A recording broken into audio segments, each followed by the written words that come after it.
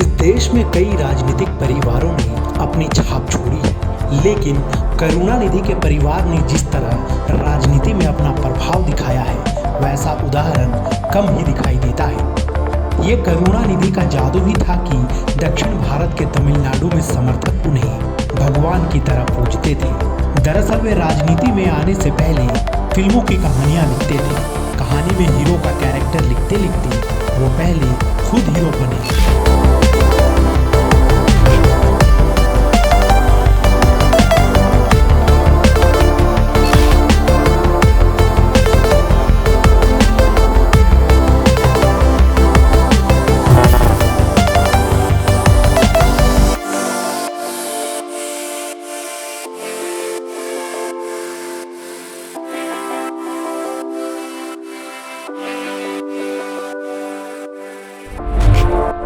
उसके बाद मुख्यमंत्री बन गए, वो भी 1-2 बार नहीं बल्कि 5 बार।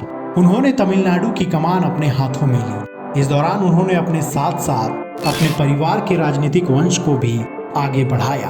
अब करुणानिधि की राजनीतिक विरासत को उनके बेटे, बेटी और पोता आगे बढ़ा रहे हैं। दरअसल एक युवा के तौर पर करुणानिधि ने द्रविड़ आंदोलन में हिस्सा लिया और उनके जीवन के लिए ये आंदोलन महत्वपूर्ण बन गया। लेकिन जब वे डीएमके के अध्यक्ष बने तो पहले 3 दशक तक उन्होंने पार्टी को ही परिवार माना, लेकिन 3 शादियां और 6 बच्चों के बाद उनका रुख परिवार की तरफ चला गया। 21वीं सदी के शुरू होते ही उनका परिवार के प्रति प्रेम जगजाहिर हो गया और पार्टी और सत्ता के हर कोने में दिखाई देने लगा। 2009 तक उन्होंने पार्टी और केंद्र सरकार के विभिन्न महत्वपूर्ण पदों पर अपने परिवार के सदस्यों को बिठाया।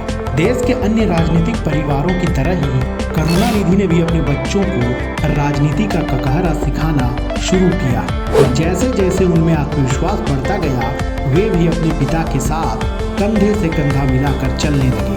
करुणानिधि के 6 संतानों में से 3 संतान राजनीति में सक्रिय हैं। इनमें सबसे पहले नाम आता है एम.के. स्टालिन का, जो अपने पिता की कैबिनेट में पहले मंत्री और उप मुख्यमंत्री रह चुके थे। इसके बाद नाम आता है उनके सौतेले भाई एम.के. अलागिरी का, जो सांसद और पार्टी के अहम पदों पर रह चुके हैं। बेटों की तरह करुणानिधि की बेटी कनिमोझी भी राजनीति में सक्रिय हैं।